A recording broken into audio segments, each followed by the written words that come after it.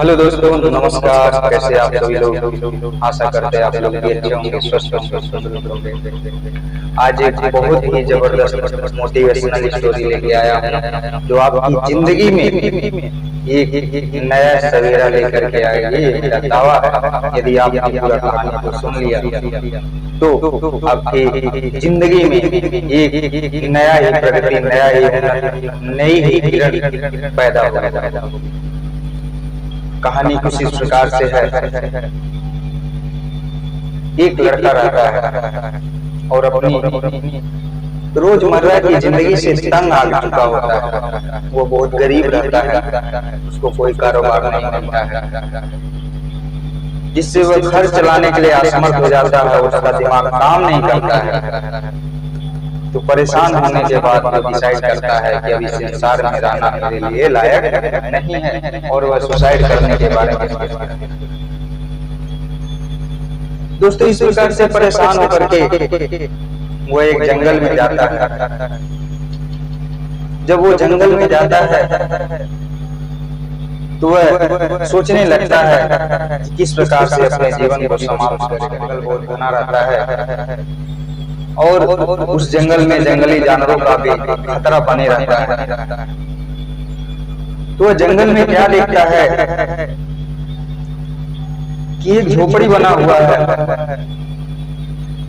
तो उसको ये समझ में आता है कि इस सुनसान जंगल में झोपड़ी बना के कौन रह रहा है।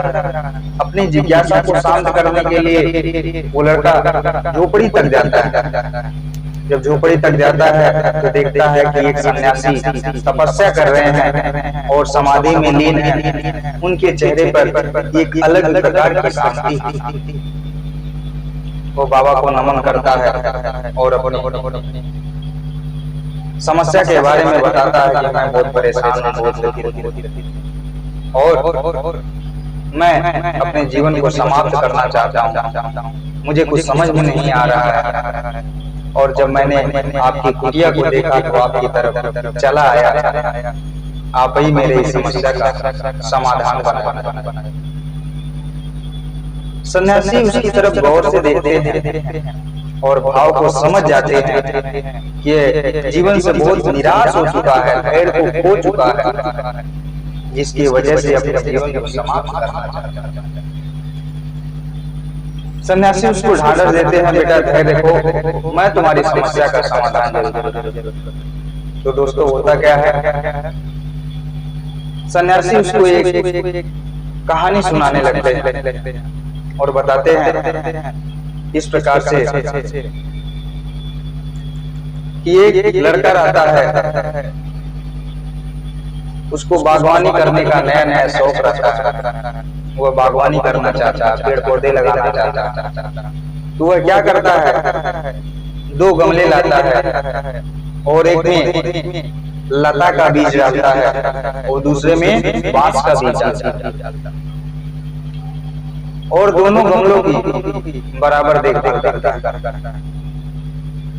समय गुजरते जाता है, वह दोनों गमलों को समान रूप से पानी देता है, देखभाल करता है।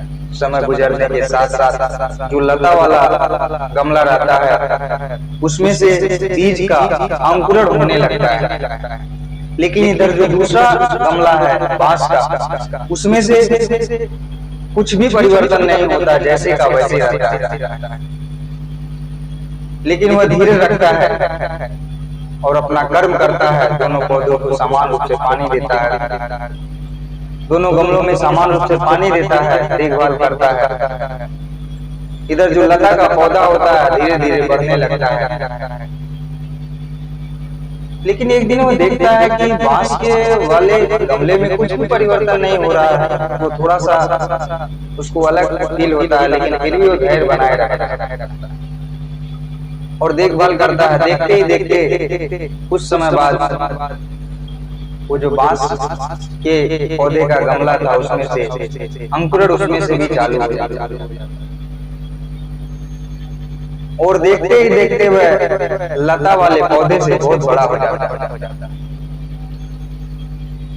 तो सन्यासी बताते हैं कि बेटा जब यह लता का पौधा अंकुरन कर रहा था तो बांस का पौधा अपने जड़ें मजबूत कर रहा था।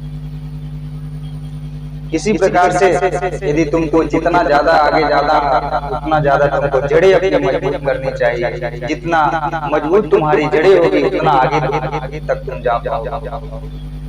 जहाँ तक प्रश्न समस्याओं का है तो समस्याएं आती हैं जाती हैं।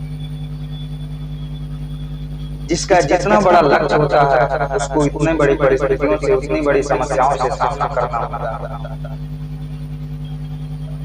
तो उस लड़के की बात समझ में आ जाती है और वह सुसाइड करने का विचार त्याग देता है और धीरज बना करके अपने घर को जाता है और अपनी नई जिंदगी की शुरुआत करता है। तो दोस्तों इस कहानी से सीख ये मिलती है कि अपने जड़ों को हमेशा मजबूत बना के रखना चाहिए, क्योंकि जितना मजबूत जड़ होता है, जितना मजबूत घर की नींव होती है, उतना ही मजबूत घर का जीवन होता है। आपको ये कहानी कैसी लगी? आपको कहानी अच्छी लगी हो तो लाइक करें, शेयर करें और कमेंट जरूर करें। कमेंट करके बताएं कि आपको कहानी कैसी लगी। तो आगे मिलते हैं किसी और नई कहानी। तब तक धन्यवाद।